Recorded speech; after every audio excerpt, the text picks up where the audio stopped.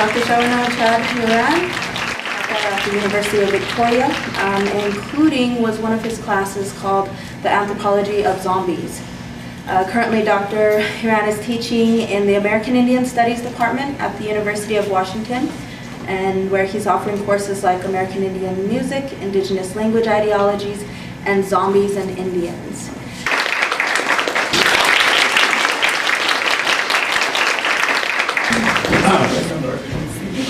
I'm going to confuse my There we go. So there's my title, right? Anthropology of Zombies, Frontiers of the Reanimated West. And I first conceived of this class based on an anxiety that I had, right? Because I was trained as an anthropologist. I went to the University of Minnesota for my undergrad, the University of Iowa for my graduate degree, and then, faced the prospect of going out there to teach in a discipline that I had a really bizarre relationship with, like a lot of Native people do, right? A question that I had for myself was, how would I teach an intro to anthropology in a way that was fun, useful, and really got at some of the issues that still continue to bother me about the discipline of anthropology itself, right? And then I had this epiphany: why not zombies? Let's use zombies as like the object of inquiry, and let's use and let's use zombies as the object of inquiry, or as the vehicle to sort of train students or get students thinking in anthropological terms, using anthropological theory, but also allow them to consider some of the consequences of those theoretical orientations. And zombies especially fit because they're just zombies, right? No one cares. Right? There's no zombie advocacy group or anything like that. No one's going to be offended by zombie mascots and all these sorts of things, right? They're not real people. So I thought, perfect, because heaven knows we need anthropologists who've had some practice in dealing with difference and people who are different before they go out and try to do what they want to do, right? And so that was sort of the drive behind the design of my course. Computer again. All right, so I'll talk a little bit about zombies in a broader sort of historical way. For anyone who's unfamiliar with what zombies are, where they sort of come from, zombie is a term that first came from out of Africa. I first came across the term reading Victor Turner's stuff on symbolic anthropology, and it's the term itself meant a soul that had been captured by some sort of, forgive the terminology, a witch doctor sort of figure, right? So somebody who had captured somebody's soul and then was able to control their will or get them to do something, or just had some sort of hold on them. Once that idea came across the Atlantic in the context of colonial slave trade and all that sort of stuff, it changed. It somewhat changed and shifted to actual bodily control of an individual, right? So the zombie of the Caribbean and around the Gulf of Mexico or wherever turned into something that was much more tangible, much more direct, much more master versus slave kind of relationship. As time went on and as zombies had entered into the public imagination, largely through a lot of anthropological work from like Zora Neale Hurston and some others in the 1920s, as well as some other sort of avenues into the public consciousness, the zombie shifted, right? Shifted as it entered into films and literature. It shifted through the 20th century into what most of us think of zombies are now, which are just these unceasing, never tiring sort of figures that just eat people over and over and over again and without stopping, right? They're driven by this uncontrolled appetite for something. It's brains or it's bodies or it's whatever. But by the end of the 20th century, into the 21st, what a lot of literary critical theories and some social scientific theories are treating this concept of a zombie as something else, denotated, subtly, the double I at the end, treating zombies as a post-human condition, as a blend of biological and mechanical or technological elements in a person, but usually associated with some sort of horde, right? A mindless sort of horde. kind of like, I guess we can compare it to like the Borg, right? This opens up the consideration of Star Trek's the Borg as zombies, right?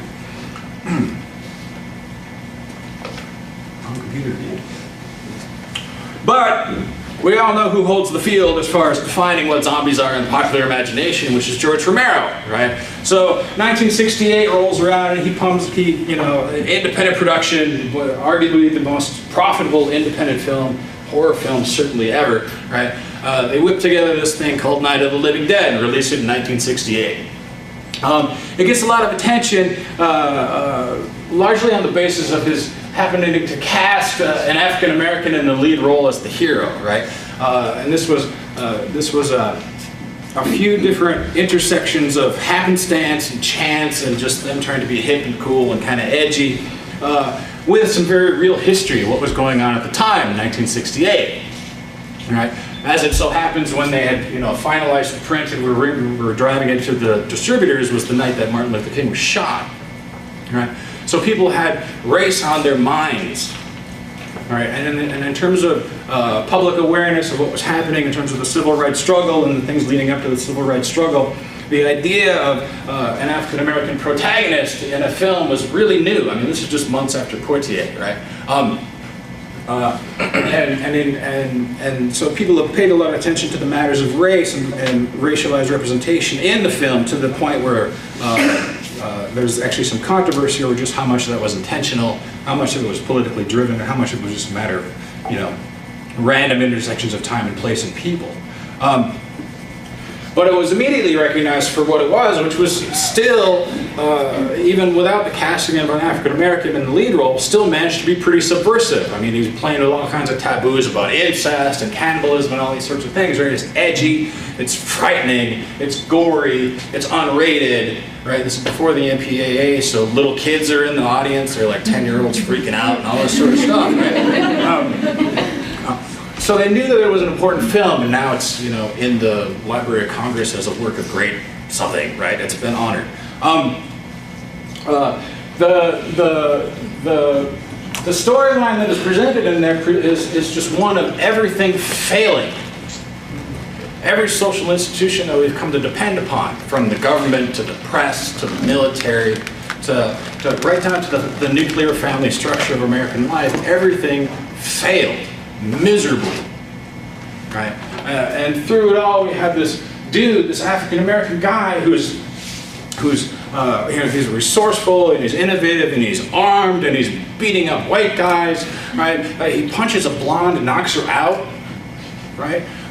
All these sorts of buttons are being pushed through the film, and so given the context, it's understandable that they're finding out other parallels to the lived experience of the civil rights era. So by the end, again, I pressed the wrong button. At the end, once the posse of the living come to reimpose order onto the landscape that have been overrun by these zombies, we're faced with a series of images that can only bring to mind images that were already in the newspapers at the time or on television at the time, right? So while we have a filmic representation of cops and associated National Guardsmen and just guys with rifles going out popping zombies in the head and chasing them down with their dogs, it's really easy to see parallels to images of civil rights and race riots in other cities around the country that were happening at the time. One of the most disturbing things that has received a lot of attention in the literature is the treatment of Ben himself. Right? He's the hero. But since this is such a pessimistic tale, he has to die too, right? He survives through the whole film. He's the center of all the attention, and he ends up being shot in the head by a posse of white guys who are clearing the landscape of the zombies. He's mistaken for a zombie, right? And after he's shot, he's dragged out and burned, right? And so images of his body being removed from the house and dragged out onto the pyre over the end credits, which are black and white photographs that were then rendered even grainier on film than they otherwise would have been, looked a whole lot like what you could find in the press of the time, and certainly in people's living memories. Newspaper documentations of lynchings, right? Treatment of African American bodies by gangs of white men, right? So this was pressing a whole lot of different sorts of buttons in the popular imagination and in the culture of the United States, right? In particular. But again, because it's just a zombie film,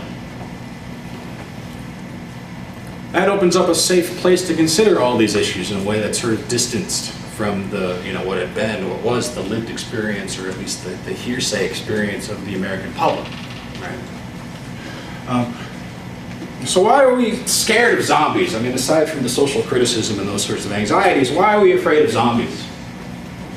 And it really has to do with how they are understood, how they're defined. What are the common features of zombies in film and in literature now, right? Obviously, they're undead. There's something different about them. We can't categorize them as alive or dead. There's something else. They can kill you. They can rip your body apart. They can do all sorts of gory things to you, right? They're mortally dangerous. They're tireless. They will not stop. They're unceasing. They're often cannibalistic, though not always, right? Often cannibalistic, which of course opens up considerations of that, ancient horror of cannibalism in the European imagination.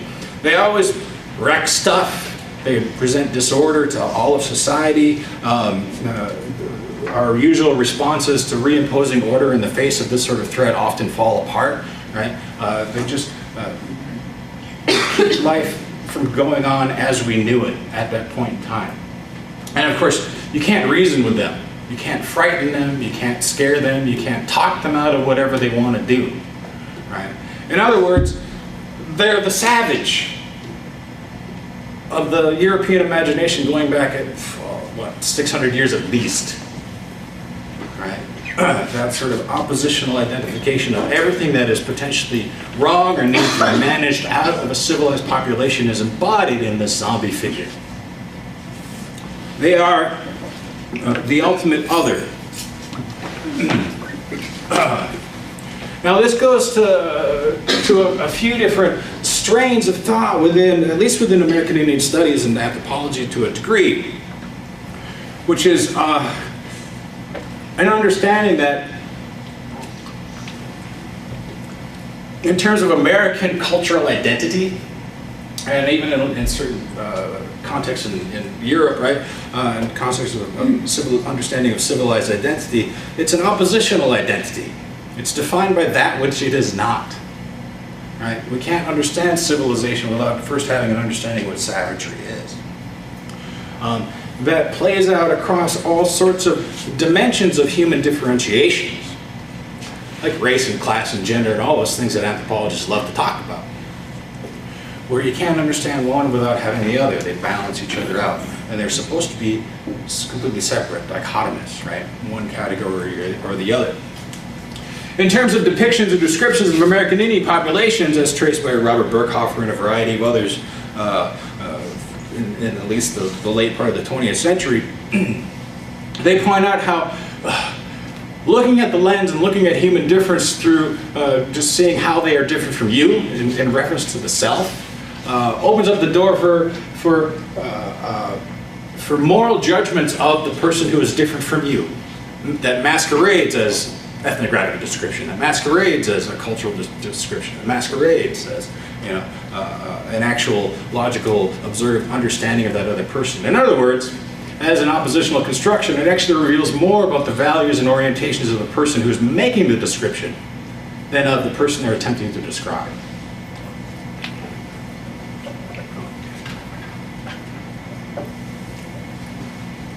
Now, in structuralism, which we're all passé and we're all beyond this now, right? In structuralism, it's structuralist social theorists presume all of these oppositional constructions throughout the cultural logics of pretty much any human context, right? They assume this universal underlying logic based on binary oppositions that can potentially explain every culture, every way of thinking, everything about life, right? Human understandings of life. So we have stuff like, the raw versus the cooked, or the public versus the private, or the hot versus the cold, or the wet versus the dry. There's these organizing principles that are used to base an entire cultural expression on. Now, all these binaries, of course, at the base, rest on what is supposedly the ultimate inviolable binary opposition between life and death itself. That's completely dichotomous. Any sort of gray area within these oppositions, across the spectrum of oppositional identifications, is a source of anxiety. We have to worry. Well, how are we going to define this? How are we going to understand this? How are we going to control this? How are we going to manage this? How are we going to contain this? Right? So gray areas are the source of fear in zombie films, because zombies are of course, an embodiment of blurring the dichotomy between alive and dead in the first place. Individual life itself is hard for us to define. It doesn't take a lot of imagination or very much attention to the popular press or anything to realize that how do you define the beginning and end of life is a source of constant debate. Right? The death itself is supposed to be definitive, right? But we've seen instances in the news and in politics where you know, the extension of death beyond certain definitions have been used for political purposes, you know, sort of milk that gray area in a lot of ways. Zombies defy these categories. And what Romero added to zombies defying this category was the possibility of us becoming one. By being bitten or whatever the vector of infection or whatever it is. The possibility of us becoming a zombie then sets up all these further, you know, exploding anxieties about zombies being a blend of a human self and some undead other. And so then we ourselves can imagine being a blend, a problematic, ambivalent blend of all these social definitions that we use to make sense of our lives. Now, the gray areas in Romero's later work become more and more pointed. I'm going to spend a little bit talking about Dawn of the Dead. Dawn of the Dead was a sequel to Night of the Living Dead that came out 10 years after the fact, right, 1978.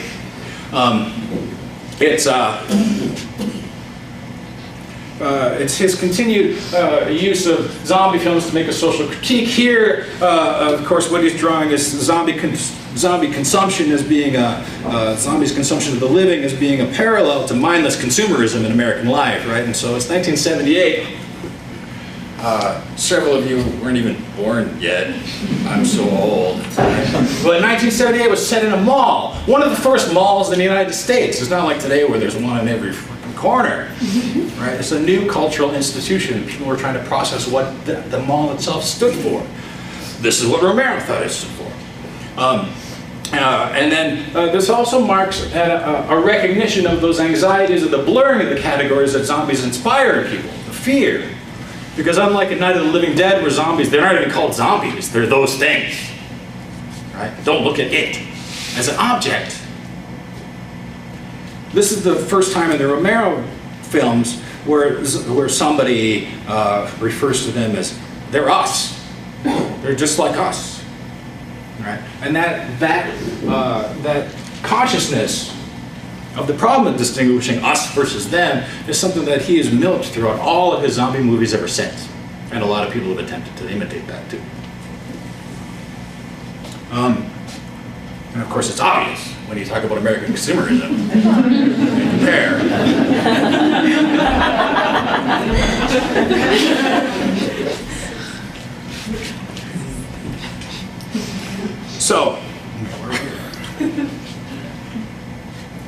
So how does this work, right? So these binary distinctions, these binary oppositions that we use to organize our understanding of reality, our understanding of people, our understanding of society, right? These binary brandings have a long tradition within structuralist and post-structuralist thought. And as Foucault tells us, these categorizations are spread and reproduced over time. Right? It's not enough just to brand people crazy and insane, or healthy versus sick, or harmless versus dangerous, or whatever. And also, as Foucault says in his historicization of the rise of the state, right, the power to define, or the power to define somebody as being aberrant has shifted away from just excluding people, you know, like the leper colony or the dungeon, and putting them all far away, more towards how do you manage them, how do you incorporate them, how do you treat them, how do you regard them, you know, what place do you make for them, right? It's no longer a matter of hiding people away, but now it's a matter of, as he says in Panopticism, keeping an eye on them, and of course then doing experiments on them, trying to figure out how to help them, right? The power to define through these categorizations, right, is itself, it's a domineering, guiding force behind every social institution that we can imagine, every social institution that's at least connected to the state. Every school, every prison, every hospital, every church, every bank, right? All of these institutions are all about how do you define populations and then how do you treat them according to how they are categorized as human beings. This is the discipline that Foucault is on and on and on about, which is ultimately results in the question of how does a colony, colonial management of the population, not just colonial management of the colonizer or by the colonizer of the colonized, but also how do colonies manage their own populations.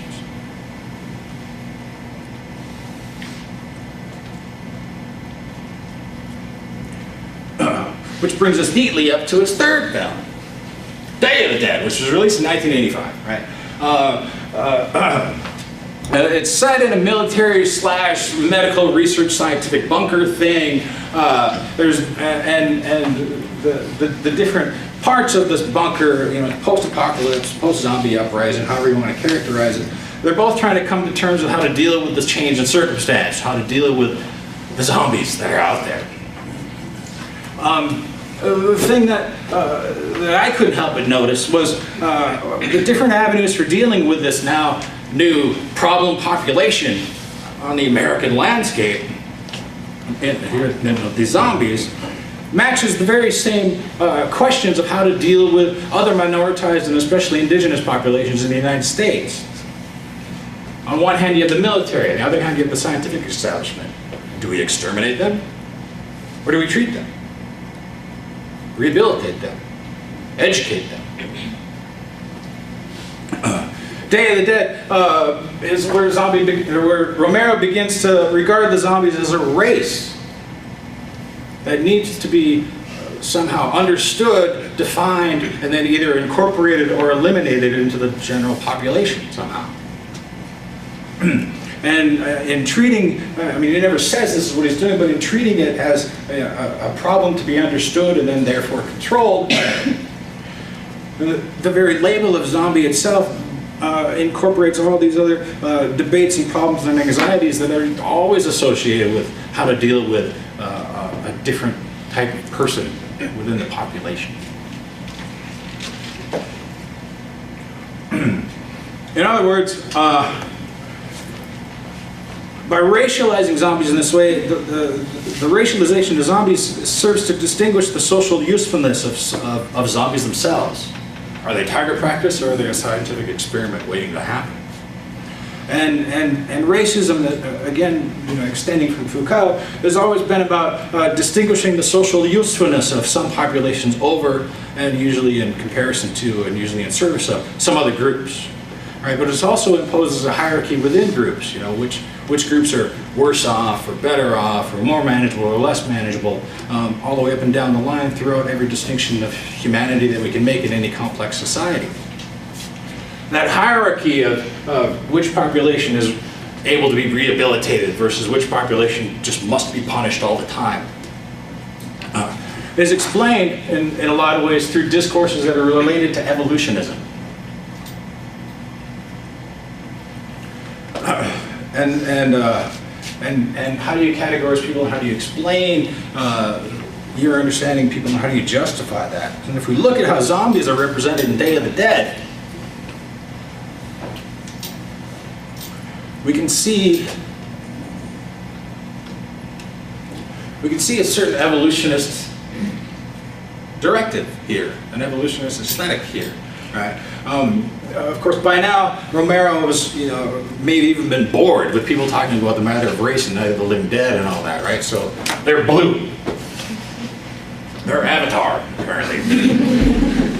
Right. So in one sense, he might be stepping away from sort of the usual understanding of race and racialization. But on the other hand, he steps into a whole other can of worms by making them look basically like ancient humans or hominids, right? With prominent brow ridges and the lovely teeth. Right. So the evolutionist view of things, this evolutionist understanding of human differentiations, opens up all kinds of avenues. Well, usually a couple different avenues for how to deal with them, how to understand people who are different than you. But they're the very same avenues that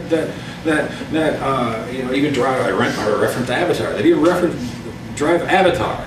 You know, do you militarily conquer them, or do you missionize and educate them? In other words, is it a process, and that process of elimination, from the evolutionist perspective, makes that elimination potentially more distant, less morally problematic.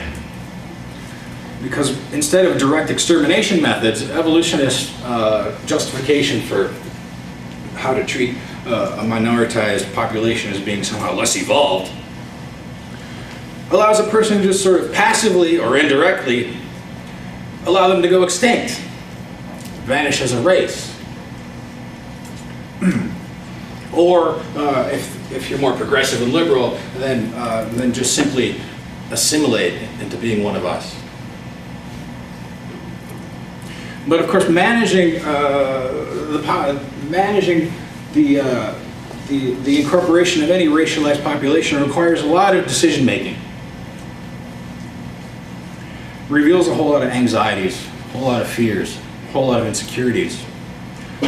Plenty of failures of logic, because race itself is untenable in a lot of ways. But also, there's this underlying sense, despite the lack of logic, there's this underlying reasonableness to an evolutionist understanding of human difference that can be used to justify one group having that power to even define those differences, and thereby control the racialized population that they have so defined, including, of course, leading up to, from assimilation to ignorance to other forms of subtle erasure, right up to murder and outright genocide.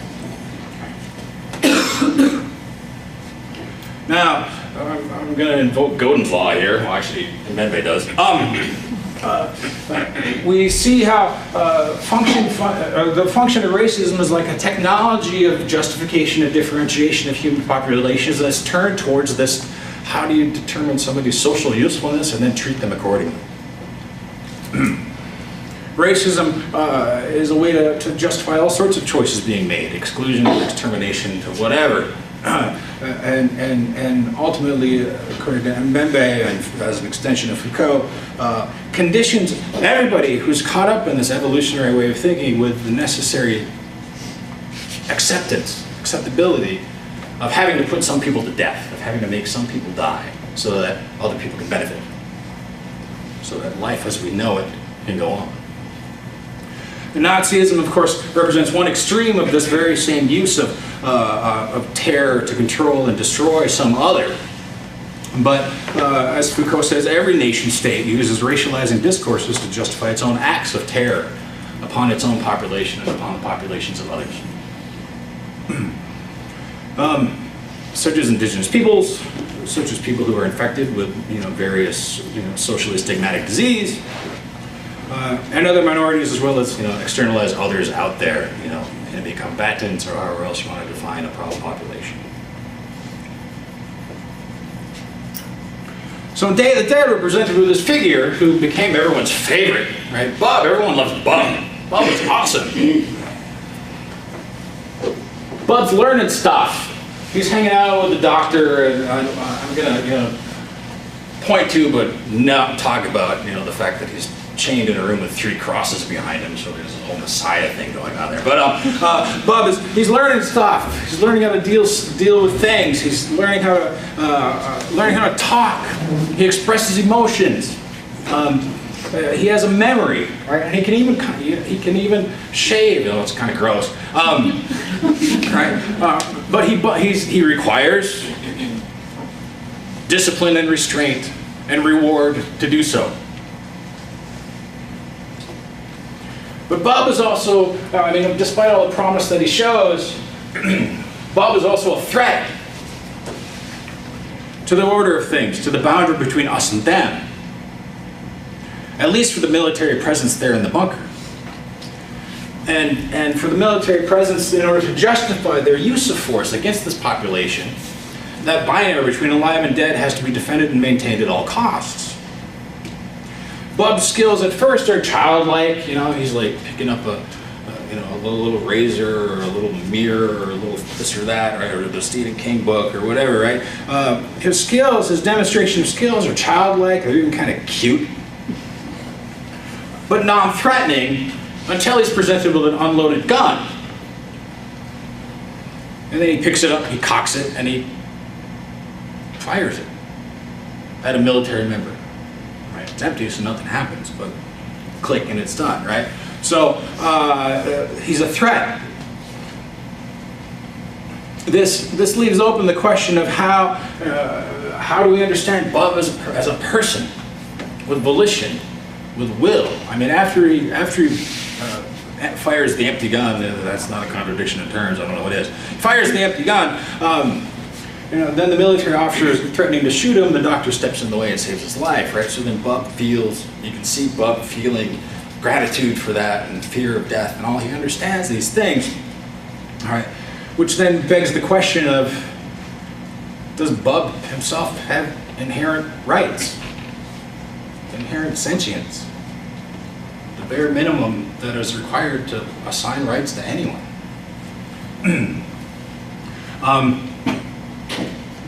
And if so, then how do we then, again, recognize and define those rights?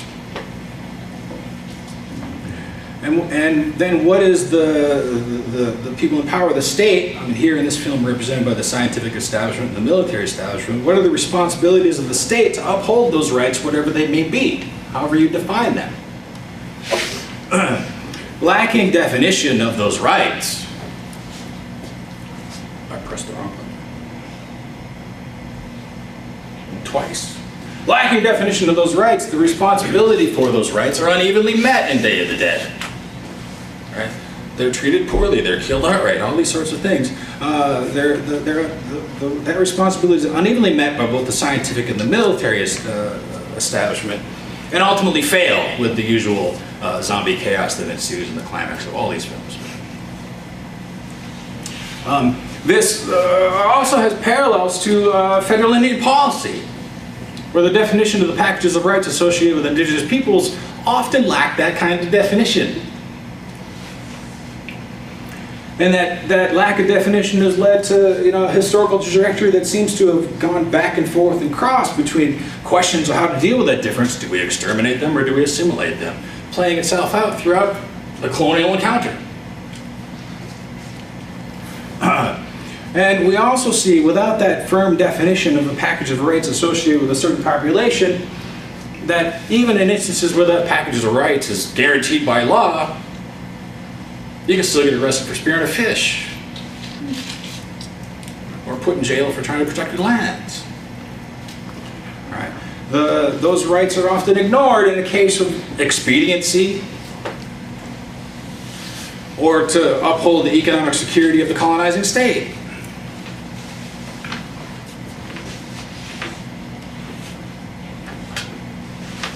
And so we see how the colony itself represents the ultimate site where all these very same anxieties and definitional categories and all this understanding of human difference have played itself out in perhaps the most extreme. It's in the colony where these questions are being asked and only partially answered, when rights are being only partially recognized, that all sorts of colonial violences exist because the state is operating in a total gray area, outside the reach of what had been the common law or the official law or recognized law. There's some other form of law going on here. And when those jurisdictional overlaps or problems or gray areas, how it is played out usually has been on balance, to the benefit of the colonizer. The colonization itself occurs as a moving frontier between the colonizer and the colonized, and all of the oppositional definitions that entails.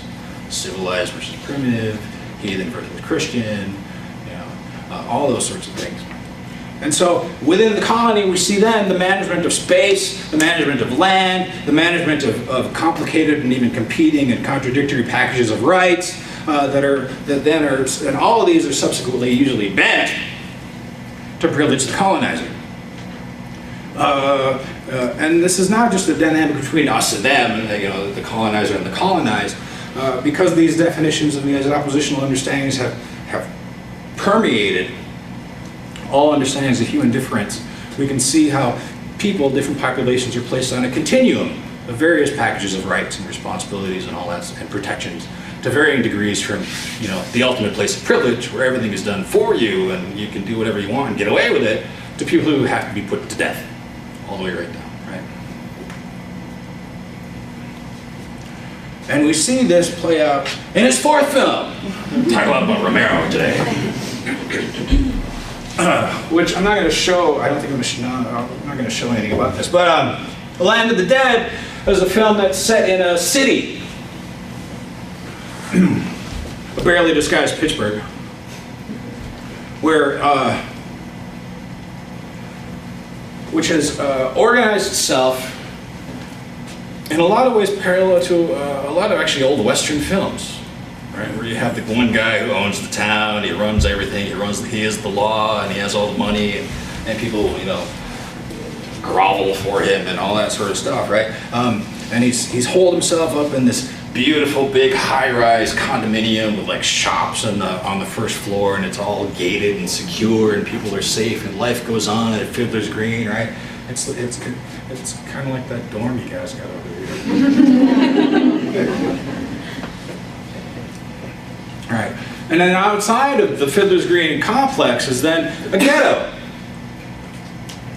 A ghetto that the guy in charge of everything keeps well stocked with all sorts of immoral diversions like prostitution and drugs and alcohol and violence.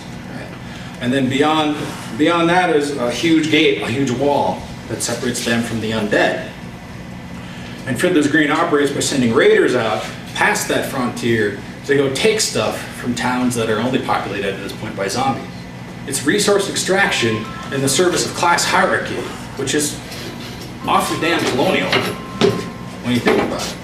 And there's a whole lot of things, parallels in Land of the Dead to a lot of representations of the old West in film and literature too, right down to the hooker with the heart of gold.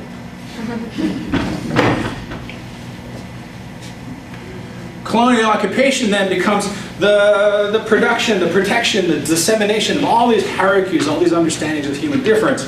The creation of zones and enclaves with various packages of rights and responsibilities distributed according to, you know, your social use, your social value as a human being or as a population. The subversion of existing property arrangements, the saying, well, this is mine now, and I'm going to control it how I see fit, and I'll give you just this much of it, or you can have this piece of land, but you can't go over here. Right? All these sorts of things that then are justified by classifying all the people within these zones, within these arrangements, within these hierarchies as being racially or inherently different. And then all done in the name of resource extraction, of mining, of logging, of going out to the zombie town liquor store and taking all their booze, or going to the zombie town pharmacy and getting all their medicine, right? We go out onto that, I guess for lack of a better term, somewhat indigenized space to take stuff to benefit the colony itself. And of course, along with the justifications for those human hierarchies, a whole lot of literary production, imaginings that explain and justify and make us all feel good and understand this.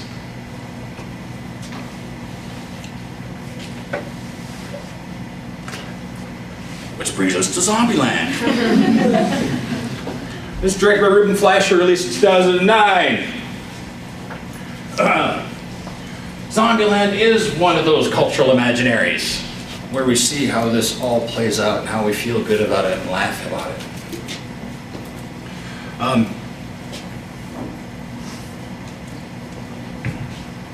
Have you all seen it? Who's not seen it? Okay. Wow, almost 20% of you haven't seen it. All right, so Zombieland is, it's a complicated story, right? Let me start with a little bit of background, all right? So, colonization happened on the frontier. All these oppositional categorizations developed on the frontier, seeing us and them and all that.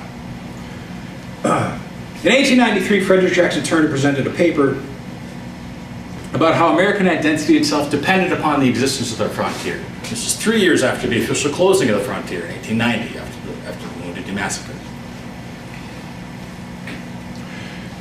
Turner argued that it was the frontier where people became American, where people tested their mettle, where people faced the wilderness and came out on top. The frontier for Frederick Jackson Turner was the origin of the values of egalitarianism and democracy, and came into American consciousness where people tested their level of violence and aggression in order to protect those values. It was the site where people became innovative, strong, tough, well-armed, and usually hyper-masculinized. Right? Liberty came to encompass, or to stand in for all of those things. The American concept of liberty came to encompass all of those things. Liberty itself was generated out of these values on the frontier through struggle against that wilderness. And from the increased distance from the European mindset. This, of course, is, it's highly gendered. I'm not going to talk about that today. But we see this very same story happening in Zombieland. But first, a little bit more on Turner, I think. Yes, I'm right.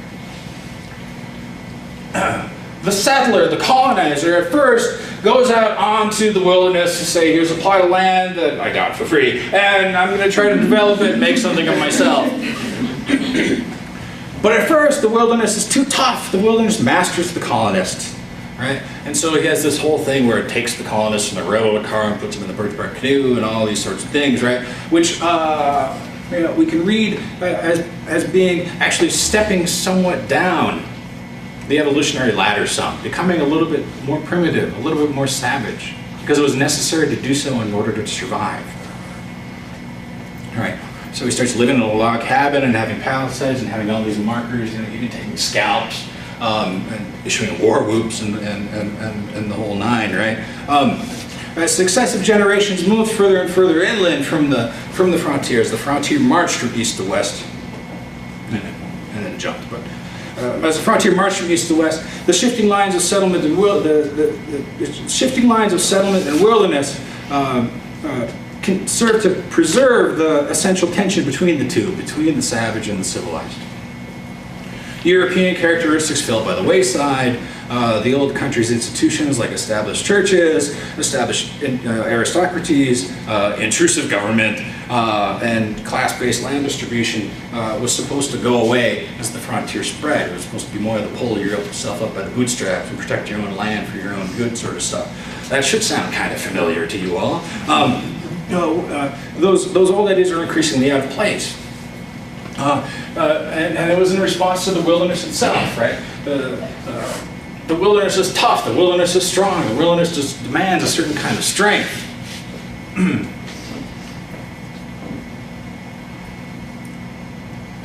And he tracks how, as the frontier moved further and further west, the people on the frontier actually became more and more American, more and more democratic, more and more intolerant of aristocracy, more and more removed from the class system of the East Coast, and of course more violent, more individualistic, more distrustful of authority, less artistic, less scientific, and all these sorts of things, and more dependent on ad hoc social organizations that they formed themselves on this free land. In broad terms, the more the further and further west, the more American the community in this model. And so this is where he cites the origin of American entrepreneurship. How discovery and innovation and strength and wit became a promise offered to all Americans to pull yourself up by the bootstraps, to work really hard and get whatever you want. Rugged individualism. And so he worried that the closure of the frontier in 1890 would halt American progress. They were freaking out. What are we going to do now that we don't have a frontier to conquer? How are we going to prove ourselves? So he ends his piece on that note of anxiety. What are we going to do now? I have to say, I'm going to take a step back and of course say that Frederick Jackson Turner's theories were, no one cares about, no one believes in any of it anymore, at least from a social scientific perspective, I hope. But it's obviously something that comes up again and again in the popular imagination. It comes up again and again in contemporary political discourses. So the question is, what do we do now that the frontier is gone? How do we continue to grow ourselves, improve ourselves, and make more Americans?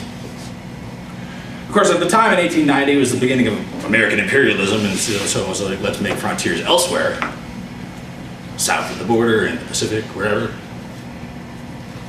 But there was also sort of the kinder, gentler frontiers imagined, like inventions of new technologies, and of course, ultimately, the final frontier, space itself.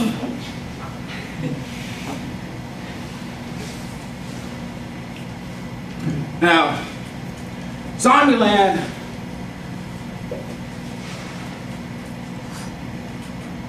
do I want to go there yet? Not yet. Well, I will go there. Zombieland focuses on a character named Columbus. Weird. Columbus is discovering America along a frontier against some enemy that he fights and proves his manhood against. Where are they going? West. West. To where? Pacific Playland. What's Pacific Playland? It's an amusement park with rides and stuff. What's the ride where the climax occurs? They're in space, man! They rode out the frontier to its logical conclusion. It's the very same story that Frederick Jackson Turner told us in 1893, happening 120 years later in what is arguably the most successful zom-com in existence. Right. Now, of course,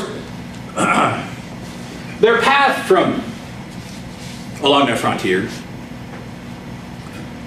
necessitates a few discursive steps, at least, and a whole lot of violence.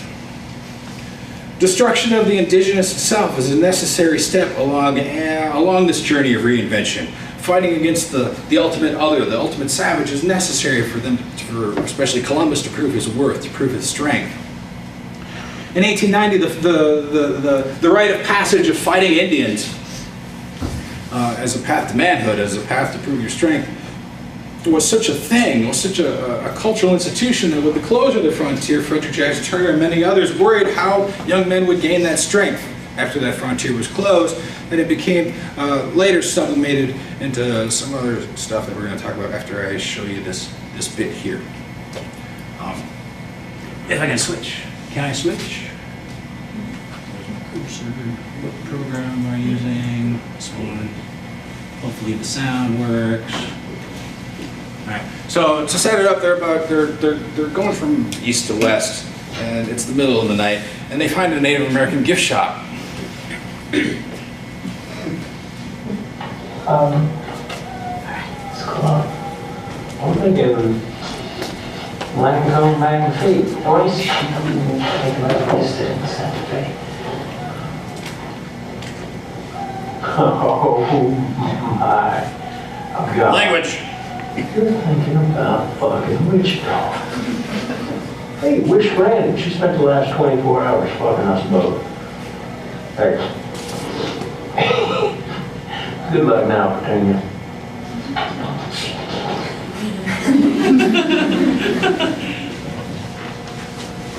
Okay.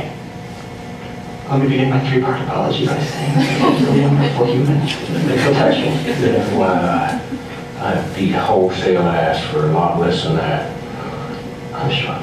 You get 45% power. Yeah. Come on, bring it up.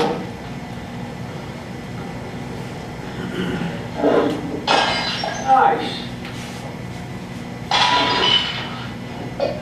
Doesn't that feel good?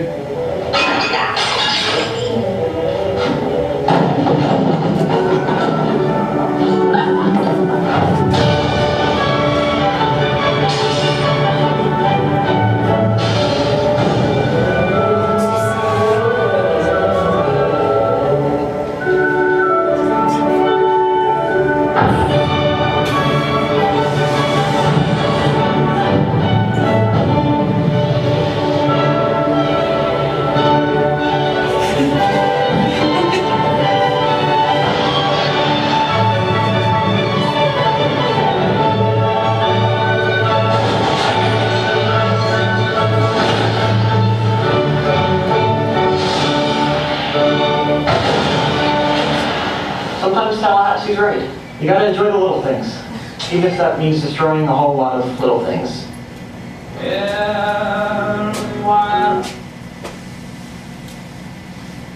Sorry. How do we go to full screen? There we go.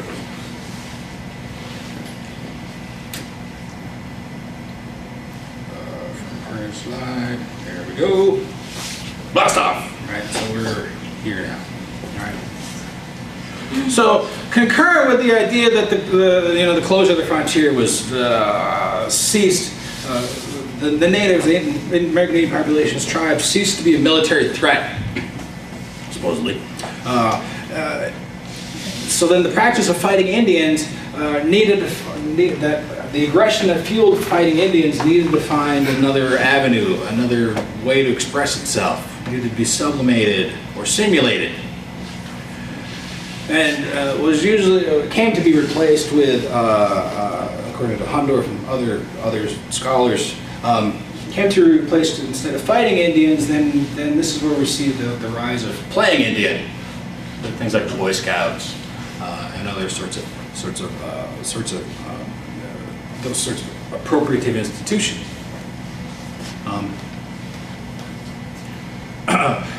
So then the notion of progress, the notion of the frontier became internalized, became individualized.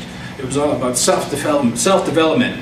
And playing Indian at this personal level became a therapeutic or a rehabilitative act, a way to try to show and develop the same types of strengths that had been won on the frontier, but through a different avenue. And the idea underlying, the Boy Scouts especially, and a few other groups like that, was the idea that the rebuilding of the tearing down of people down to some primitive state, or safely primitive state, and then building them back up in a new, strong way. Strong, able-bodied individuals were then going to be the building block of America itself, right? To continually create strong, innovative individuals to maintain society as it was. Physical strength translated then into the racial dominance necessary to uphold the colonial order itself. Physical strength became necessary to cultivate, since American society, again, some anxieties that developed through the 20th century after the closure of the frontier, that individual Americans became so reliant on technology and gear and all that sort of stuff that they become weak. And so playing Indian was a way to build yourself up, to work out, right, to get stronger. But the playing of Indian, in the case of the Order of the Arrow, or in the case of origin stories with Lewis Henry Morgan and the League of the Iroquois, it wasn't just about playing Indian. It was ultimately about replacing Indians and putting the colonizer in the story as the natural heir. I can't say that. H-E-I-R. to indigenous ways of life, indigenous cultures, indigenous cultural expressions, and of course, indigenous lands. Right. And so, if we're talking about replacement, in the case of Zombieland, right, they obviously destroy this gift shop. And I gotta tell you, as a professor, as a native professor who teaches a lot of non-native students, I enjoy the palpable tension when I show that scene and I'm standing next to the screen and the juxtaposition makes them just uncomfortable. It's like, oh, I never thought of this before. Oh my God, what am I gonna say? Right, we have Columbus who's discovering America. We have Wichita, Little Rock, the women who are whatever they're vaguely defined as in most Hollywood films. And we have Tallahassee, the frontier hero. He's Daniel Boone. He's even got the jacket and the hat. He's awesome. He's got boots. He's got hedge clippers. I don't know if he has a big knife. Continuing with Sherry Hundorf, who was talking about how progress itself became individualized, returning to playing Indian at the personal level, rehabilitation of the person, all that sort of stuff. Where the hell am I? They themselves take on aspects of indigeneity, right? What are their characters' names? It's Columbus who's discovering America. Wichita, Little Rock, Tallahassee.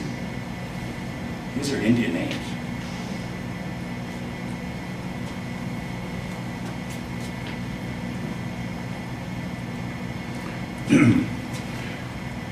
Now, that also includes another move that I wish I understood this interface better.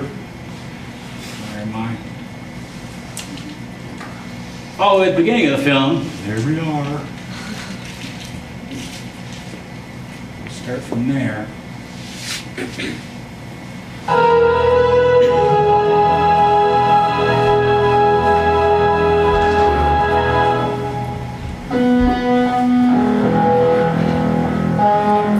Oh, America. I wish I could tell you that this was still America. But I've come to realize that you can't have a country without people. And there are no people here.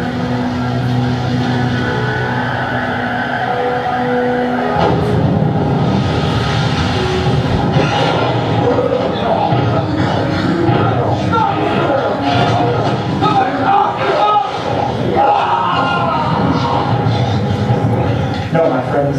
This is now the United States of Zombie Land. All right, so current slide.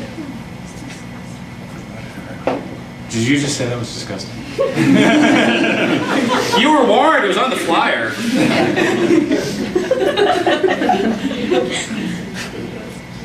All right, so he's got this. Oh, America. Those of you in native literature, that should sound really familiar. But oh, America, he's moved to apostrophe, right? So Columbus's journey starts at the very beginning with a move to dehumanize the population of Zombieland. They're not even people, they're something else. The hierarchy of us versus them, of human versus zombie, allows for the utter debasement of the zombie, the utter debasement of the enemy, the utter debasement of this being as having, of course, any rights whatsoever. They don't count as people. And instead become obstacles to progress or a test through which you prove your deserving stature of the dominator of the new landscape.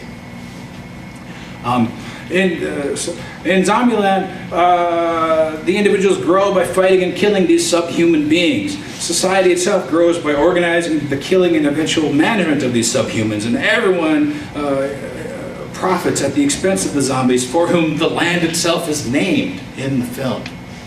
This is utter displacement. Right. And then he ends with, at the very end of the film, I don't want to cue it up, right? This is America. The film is America. He's telling a very American tale here. And he ends after having all these rationalizations and definitions of what a zombie is and does not count as, and the rights that are denied to zombies, and the necessary violence that was required to make it to Pacific Playland, as if that's a noble goal in and of itself, right? He ends, the film ends with a little monologue from Columbus himself. Oh, I love saying that. From Columbus himself, where he says, as they're driving out of Pacific Playland, he rescues the woman and the women and whatever, he drives off and he says, even though life would never be simple or innocent again, we had hope and we had each other. And without other people, well, you might as well be a zombie. In the context of American colonialism, when was life ever simple or innocent?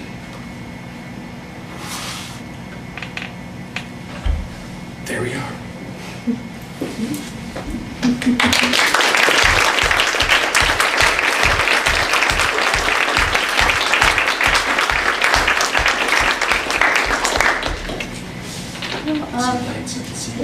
We have time for questions. I have a question. You said you wouldn't talk about gender. Would you please talk about gender? Well, I showed you that little clip, and it's good luck, Petunia. I mean, that's so, oh God, it's ridiculous, right? The stereotypes associated with Indians are gendered, obviously, right? If I went anywhere in the country, anywhere in the world, and said, draw me an Indian, we all know what any kid anywhere would draw. Be a guy, shirtless, or in buckskin or whatever. It's a gendered thing. Frederick Jackson Turner's Frontier Hypothesis is obviously highly gendered because he's talking about a particular kind of strength, a very public strength, a very military strength, a very forceful strength, which is usually stereotypically associated with manhood and masculinity. It's all about guys proving themselves to be guys. Throughout the film in Zombieland, we have this completely inept individual who's, is playing World of Warcraft and drinking Code Red Mountain Dew and eating pizza boxes and, what's he say, virginity, perfectly acceptable to speculate on. Right? He hasn't proven himself as a man. Zombieland, killing zombies, saving the girl, doing all these things is his way to save, or to prove his own masculinity all the way through. And his masculinity is under continual threat and critique from the figure of Tallahassee. Calls him a bitch, calls him Petunia, and all the sorts of bravado that entailed throughout the film. Right? There's other stuff in there too about Columbus really wants a family.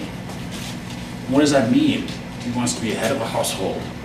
Right? He wants common associations. He wants love. He wants intimacy. He wants these things, and he's going to get it through Wichita, this undeveloped character, right?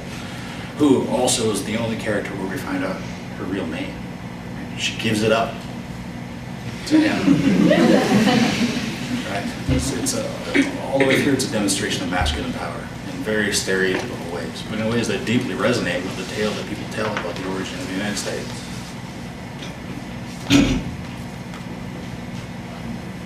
Is that good enough? Yes?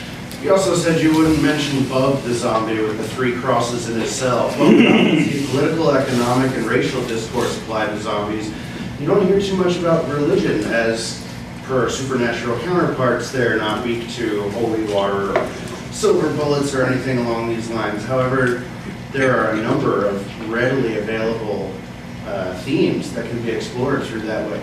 Do you have any insights on religion as a way to analyze zombies? Well, I would concede the floor to Kim Papenroth for that, right? If you're right, and I was going to bring it, damn it, I would have given it to you.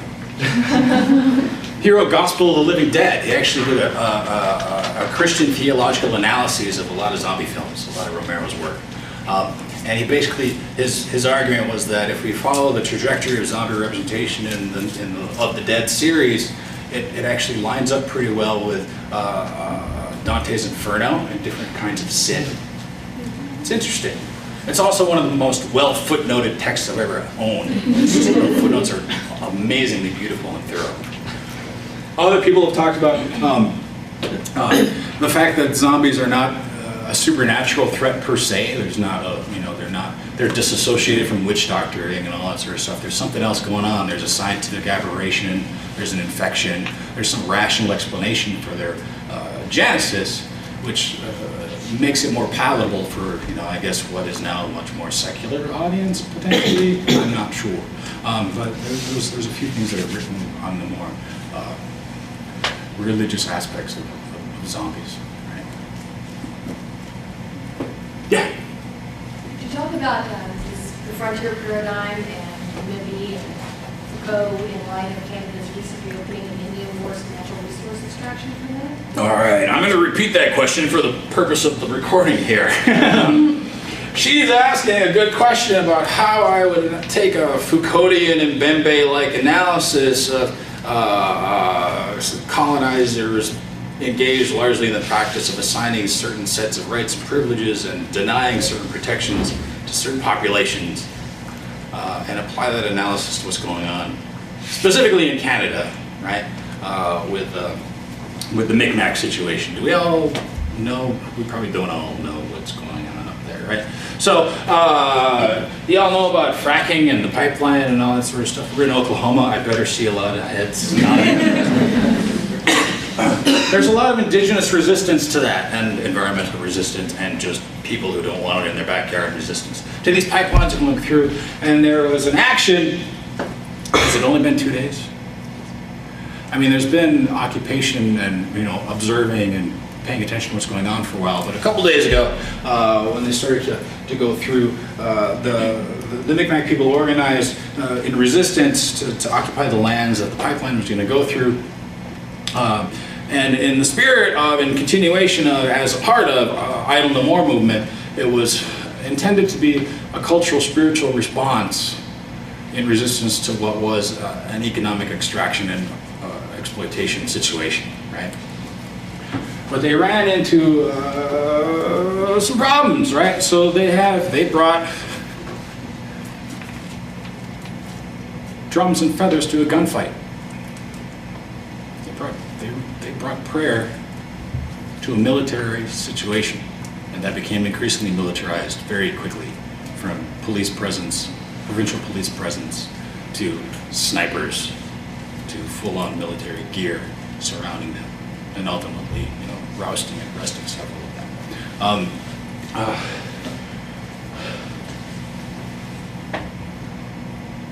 It's unceded territory, which means it's not defined very cleanly by law. It's a state of exception. It's outside Crown law. It's that very same gray area that has been the source of anxiety I've been talking about the whole time. And this is one of the reasons I love teaching about zombies, because it doesn't take a whole lot of scratching to find an example of a real-life violent experience that bears out everything that I've been teaching my students using zombies. That's what's happening in Canada. That's what was happening in Idaho. That's what's happening in North Dakota. That's what's happening up on Red Lake. That's what's happening in Cass Lake. That's what's happening on a lot of places where these pipelines are running through, where the superload trucks are running through, where the coal trains, where they want to run the coal trains through. Questions of exactly who owns this land. It's an epistemological question with some very real bodily consequences. So it fits.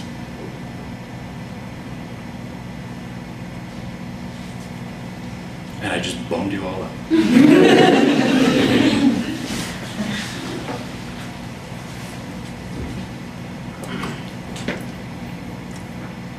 Anything else?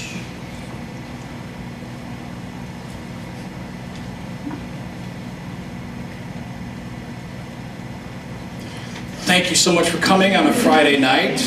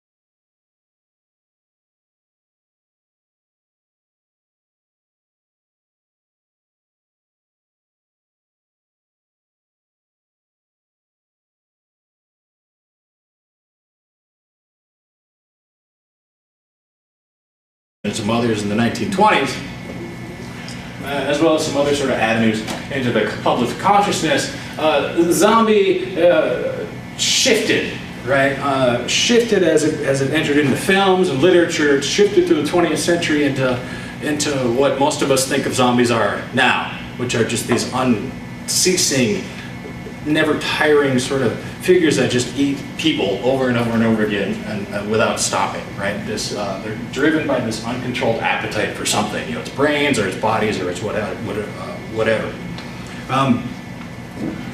But by the end of the 20th century, into the 21st, what a lot of literary critical theories and some social scientific theories are treating this concept of a zombie as something else, denotated, subtly, the double I at the end, treating zombies as a post-human condition, as a blend of biological and mechanical or technological elements in a person, but usually associated with some sort of horde, right? A mindless sort of horde.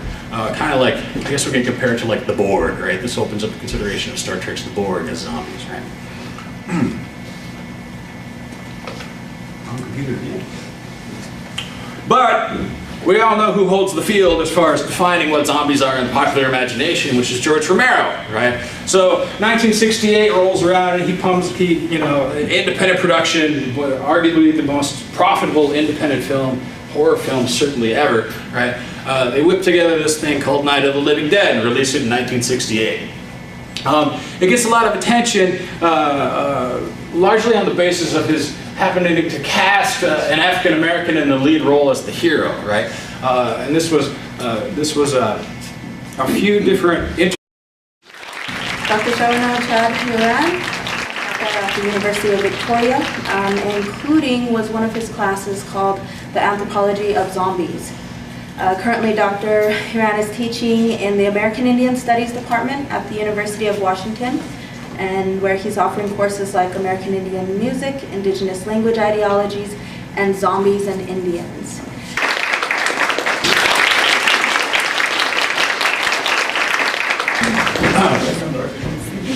I'm going to confuse my There we go. So there's my title, right? Anthropology of Zombies, Frontiers of the Reanimated West. And I first conceived of this class based on an anxiety that I had, right? Because I was trained as an anthropologist, went to the University of Minnesota for my undergrad, University of Iowa for my graduate degree, and then faced the prospect of going out there to teach in a discipline that I had a really bizarre relationship with, like a lot of Native people do, right? A question that I had for myself was, how would I teach an intro to anthropology in a way that was fun, useful, and really got at some of the issues that still continue to bother me about the discipline of anthropology itself, right? And then I had this epiphany: why not zombies? Let's use zombies as like the object of inquiry, and let's use and let's use zombies as the object of inquiry, or as the vehicle to sort of train students or get students thinking in anthropological terms, using anthropological theory, but also allow them to consider some of the consequences of those theoretical orientations. And zombies especially fit because they're just zombies, right? No one cares, right? There's no zombie intersections of happenstance and chance and just them trying to be hip and cool and kind of edgy, with some very real history, what was going on at the time in 1968, right? As it so happens, when they had finalized the print and we were driving into the distributors, was the night that Martin Luther King was shot, right?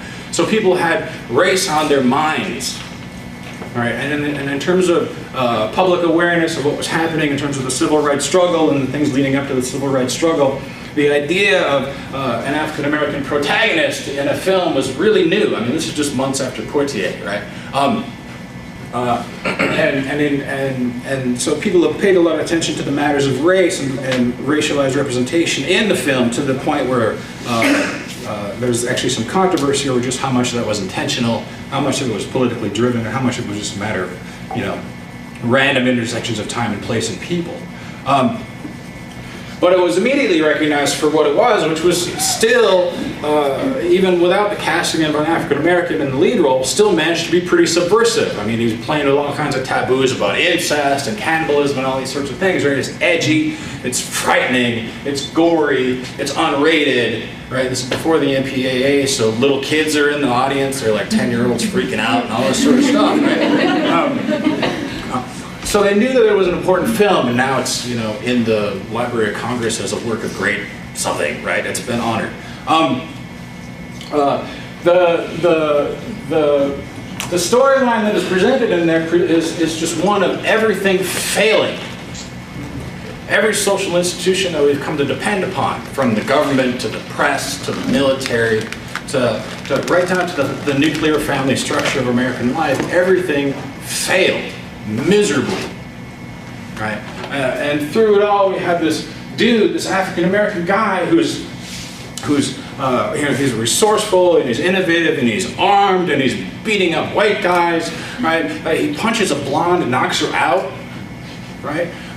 All these sorts of buttons are being pushed through the film, and so given the context, it's understandable that they're finding out other parallels to the lived experience of the civil rights era. So by the end, again I pressed the wrong button, at the end, once the living, the posse of the living come to reimpose order onto the landscape that have been overrun by these zombies, we're faced with a series of images that can only bring to mind images that were already in the newspapers at the time or on television at the time. Right? So while we have a filmic representation of cops and associated National Guardsmen and just guys with rifles going out popping zombies in the head and chasing them down with their dogs, it's really easy to see parallels to, you know, images of civil rights and race riots in other cities around the country that were happening at the time. One of the most disturbing things that has received a lot of attention in the literature is the treatment of Ben himself. Right? He's the hero. But since this is such a pessimistic tale, he has to die too, right?